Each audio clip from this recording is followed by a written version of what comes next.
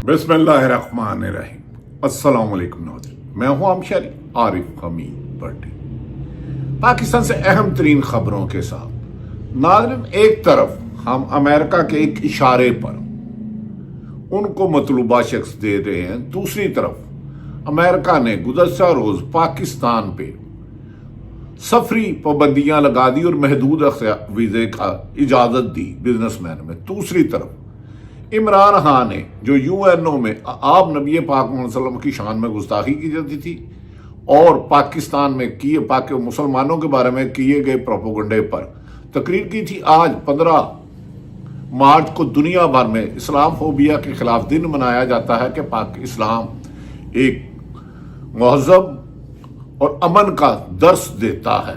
दूसरी तरफ तमाम हुकूमती जमातों के प्रोपेगेंडे दम तोड़ गए। मुल्क में बढ़ती हुई दहशतगर्दी और माशी तबाही के दहाने की वजह से तमाम अपोजिशन जमातों ने ऑल पार्टी कॉन्फ्रेंस बनाने का मुतालबा कर दिया।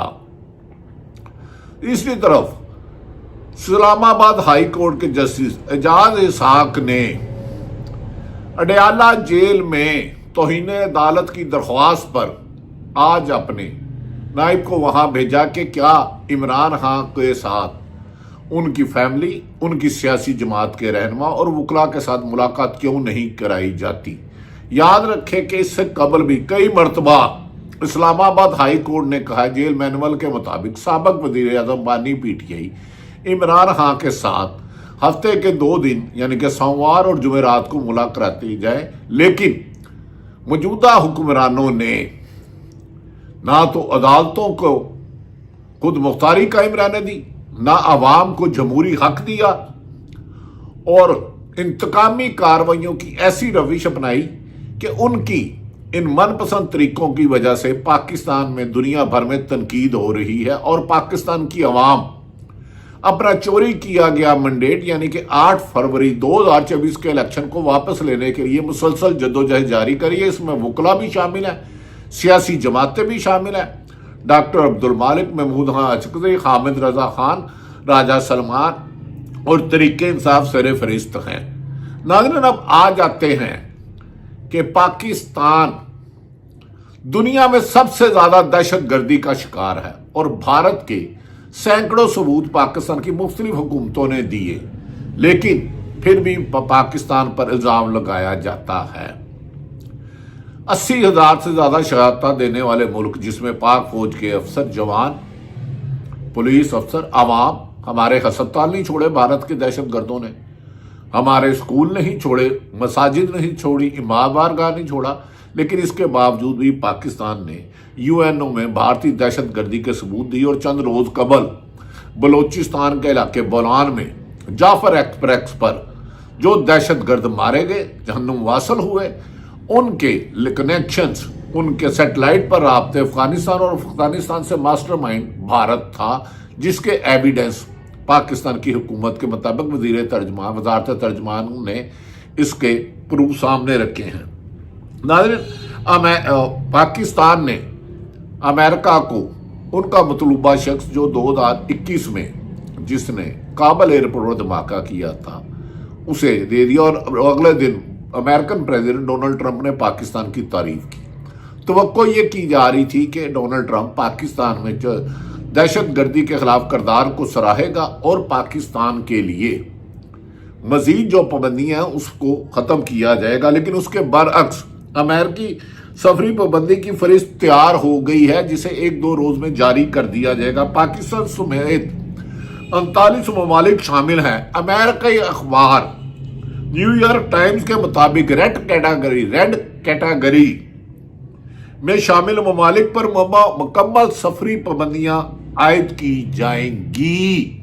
मुकम्मल सफरी पाबंदियां आयद की जाएंगी। अफगानिस्तान, इराक, इनमें भूटान समेत 11 ममालिक को रेड कैटेगरी में रखा गया है, जबकि ऑरेंज कैटेगरी में शामिल ममालिक पर जुज़वी पाबंदियां लगेंगी। और इन ममालिक में जिन्हें ऑरेंज कैटेगरी में शामिल किया गया, पाकिस्तान, रूस, तुर्कमेनिस्तान, पीला रूस समेत 10 ममालिक को ऑरेंज कैटेगरी में रखा गया है। अमेरिकी अखबार के मुताबिक ऑरेंज लिस्ट में शामिल ممالک کے کاروباری مسافروں کو کچھ شرائط کے ساتھ امریکہ میں داخلے کی اجازت دی جا سکتی ہے جبکہ یلو لسٹ میں 22 ممالک کو شامل کرنے کی تجویز ہے۔ اس بلو لسٹ میں شامل والے ممالک کے شہریوں کو تحفظات دور کرنے کے لیے 60 دن کا وقت دیا گیا ہے۔ اب یعنی کہ وزٹ ویزے پہ نہیں جا سکیں گے۔ ناظرین، اس سے ایسا لگتا ہے کہ پاکستان کے موجودہ حکمران کی معاشی پالیسی تباہی کے دہانے پہنچ چکی ہے، جس کی وجہ سے غیر ملکی انویسٹمنٹ پاکستان میں ہونا بند ہو گئی ہے، سی پیک بند ہو گیا ہے۔ آئی ایم ایف بار بار شرائط کر رہا ہے، یورپی یونین بھی سختی کر رہی ہے، لیکن ہمارے حکمران صرف اور صرف عمران خان مخالفت میں اسے ختم کرنے کے لیے انتقامی کارروائیوں کی روش کو اختیار کیے ہوئے ہیں۔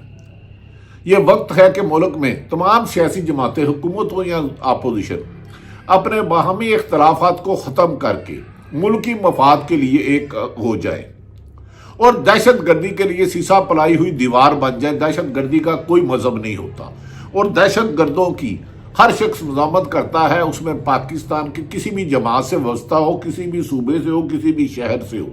اسی لیے اپوزیشن جماعتوں نے حکومت کے پراپیگنڈے کو بے بنیاد قرار دیا، جس میں انہوں نے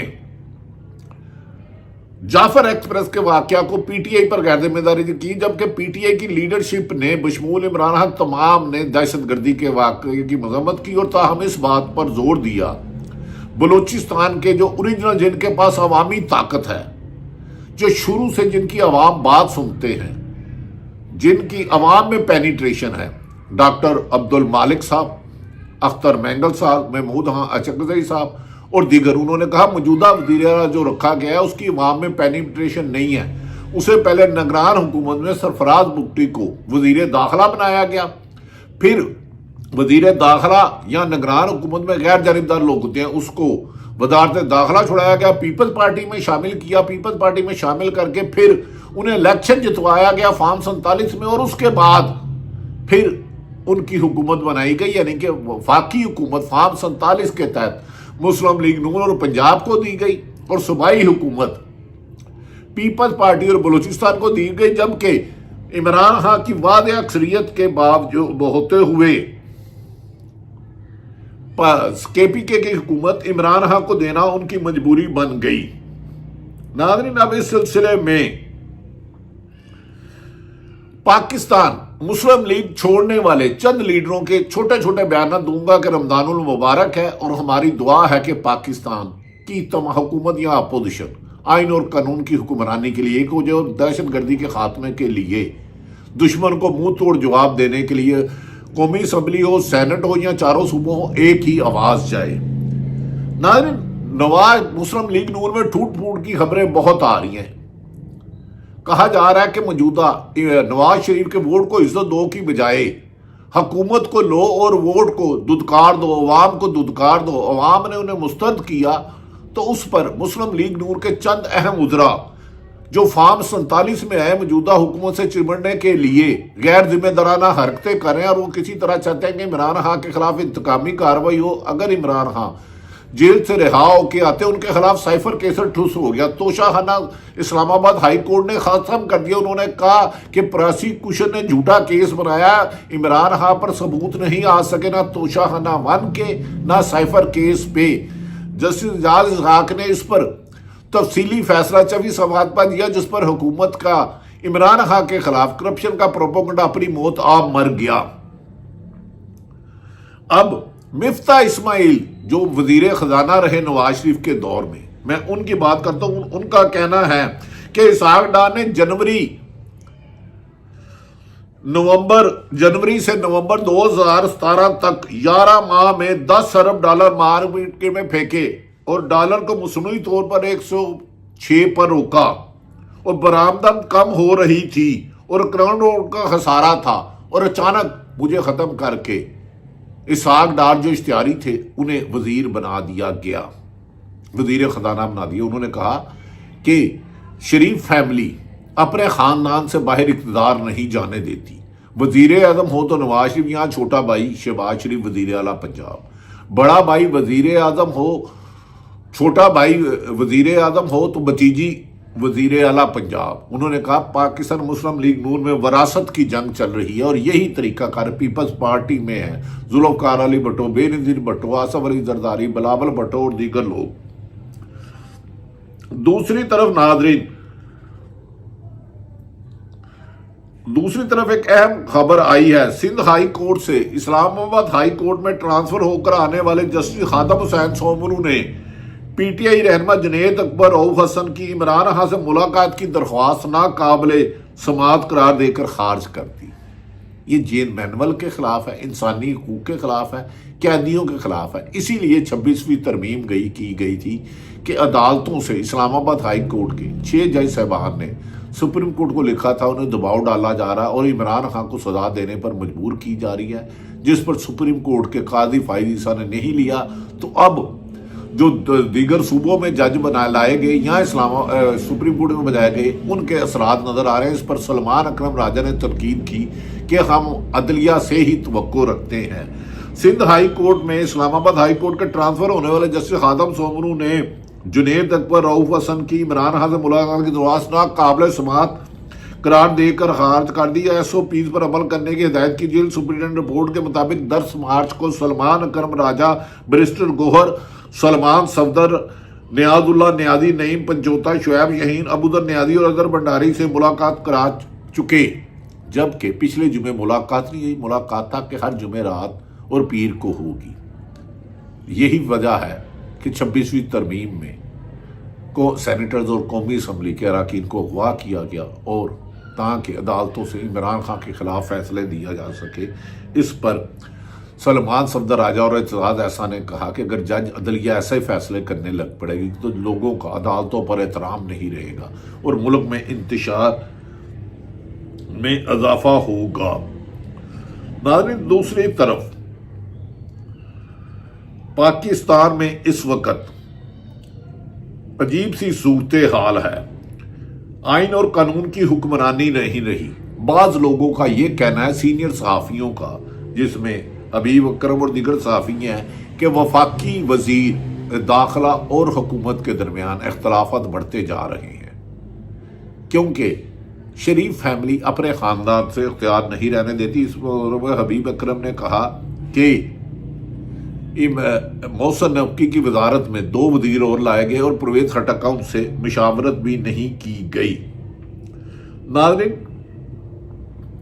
और इसमें एक खास बात जो मैं आपको बताना चाह रहा था कि पाकिस्तान में जिस तरह पाकिस्तान ने जदोजहद की है, इमरान खान ने आप नबी पाक मोहम्मद सल्लल्लाहु अलैहि वसल्लम की ज़ात पर जो इस्लाम फोबिया के खिलाफ प्रोपोगंडा करते थे, उन्हें मुंह तोड़ जवाब दिया है, जिसकी वजह से 15 मार्च को दुनिया भर में इस्लाम फोबिया के खिलाफ दिन मनाया जाता है और लोगों को बताया जाता है कि पाकिस्तान में मुसलमानों का मजहब इस अमन का है। इस्लाम फोबिया के खिलाफ आलमी दिन इमरान खान की कोशिशों से कैसे मखसूस किया गया। अक़वाम मुत्तहिदा ने बिला आखिर आज दुनिया को दरपेश इस्लाम फोबिया और मजहबी रसूमात की तंजीम और मुनज़्ज़म नफरत अंगेजी की इंसादात और मुसलमानों के खिलाफ तफरीक जैसे बड़े चैलेंज का इतराफ़ किया। इमरान खान का पुराना ट्वीट है ये, मैं आज की बात नहीं कह रहा।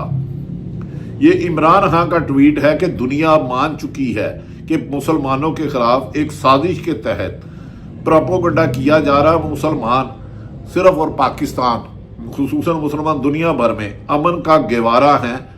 नाज़रीन, इस सिलसिले में ज़रताज गुल ने कहा है कि वो अपने लीडर के साथ है। उन्होंने अपने वीडियो बयान में क्या कहा, उसके बाद मैं आपका ये वाइंड अप आज का करूंगा और बताऊंगा कि अनकरीब पाकिस्तान में पाकिस्तान तरीके इंसाफ तमाम अपोजिशन जमात से ईद के बाद काफ़ी हद तक मौलाना फजलुर रहमान के साथ तमाम जमातों को मिला चुकी है और हकीकी जमहूरियत के लिए, अदलिया की आज़ादी के लिए, सहाफ़त की आज़ादी के लिए कोशिशें शुरू हो जाएंगी।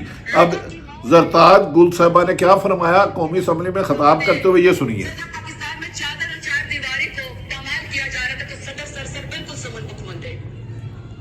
سر جب شرمناک عزت جیسا کیس بشرا بی بی جیسے حیادار خاتون پہ جو ابھی تک جیل میں بے گناہ ہے، سر ان کے اوپر جب عزت جیسا گھٹیا کیس بنایا جا رہا تھا، سر صدر صاحب بالکل سمن بکمن تھے۔ سر جب تاریخ کی بدترین دھاندلی ہوئی، 8 فروری کا جب الیکشن چوری ہوا جو آن ریکارڈ ہے کہ عمران خان نے جیتا، سر اس کے اوپر صدر صاحب بالکل سمن بکمن تھے۔ پھر سر لوگوں کی ماؤں بہنوں بیٹیوں کو جب اغوا کیا گیا 26 آئینی ترمیم کی خاطر، رات کے 4 بجے سر جب 26 آئینی ترمیم پاس کی گئی تو صدر صاحب نہ صرف سمن بکمن بلکہ سر وہ ان کی پوری پارٹی سر 26 آئینی ترمیم کے اندر سر خود ساتھ شامل تھی۔ سر 26 نومبر کو ڈی چوک میں پاکستان تحریک انصاف کے ورکر اور کارکنان اور خواتین آئے، اپنے شعور کے اپنے نظریے کی جنگ لڑے اور ڈی چوک میں انہوں نے پاکستان کو قومی ترانہ پڑھا۔ سر جب 26 نومبر کو ہمارے کارکنان کے سروں کے اوپر سیدھی گولیاں ماری گئی تب بھی سر صدر صاحب بالکل سمن بکمن تھے۔ اسی طریقے سے سر ناظرین، آپ نے زرتاج گل صاحبہ کا اسمبلی میں خطاب دیکھا کہ انہوں نے کہا ہمارے 8 فروری کے الیکشن کا مینڈیٹ چوری کیا گیا۔ اب تمام اپوزیشن جماعتوں نے آل پارٹی کانفرنس بنانے کا مطالبہ کیا ہے کہ ملک میں جمہوریت کو مضبوط کرنے کے لیے، عدلیہ کو آزاد کرنے کے لیے اور فنڈامنٹل رائٹ کی خلاف ورزیوں پر آواز اٹھانے کے لیے کی جائے، اور اس پر تحریک انصاف راجہ ناصر صاحب، حامد رضا صاحب، ڈاکٹر عبد المالک صاحب، اختر مینگل صاحب، محمود حاجی نے کہا کہ اس وقت چاروں صوبوں میں سب سے بڑی جماعت پاکستان تحریک انصاف ہے، اور اس کے بانی عمران خان 1.5 سال سے زیادہ نجائز کیسوں میں جیلوں میں بند ہے، جنہیں 2 اسلام آباد ہائی کورٹ نے ختم کر دیا ہے۔ آل پارٹی کانفرنس کروائی جائے اور عمران خان کو اس میں شامل کیا جائے، ورنہ عید کے بعد دمادم مست کلندر شروع ہوگا۔ پاکستان میں رول آف لا کے بغیر امن نہیں ہو سکتا، نہ جب تک سیاسی استحکام نہیں آئے گا۔ معاشی اور خارجی پالیسی اور داخلہ پالیسی کمزور رہے گی، کیونکہ عوام کے منتخب نمائندے ہی عوامی مفاد میں فیصلہ کرتے ہیں۔ چور دروازوں سے آئے ہوئے اپنے اقتدار کو بچانے کے لیے آئین اور قانون سے کھلواڑ کرتے ہیں۔ ماضی میں بھی ان کے نتائج اچھے نہیں تھے، آئندہ بھی نہیں اچھے ہوں گے۔ دیکھنا یہ ہے کہ آئندہ آنے والے دنوں میں عید کے بعد پاکستان کا سیاسی رخ کس طرف جاتا ہے، ملک کو موجودہ بدحالی سے بچا کے ترقی کی طرف لے جایا جاتا ہے، یا من مانی سے آئین شکنی جاری رہتی ہے۔ اللہ تعالیٰ پاکستان کا حامی و ناصر ہو۔ پاکستان زندہ باد۔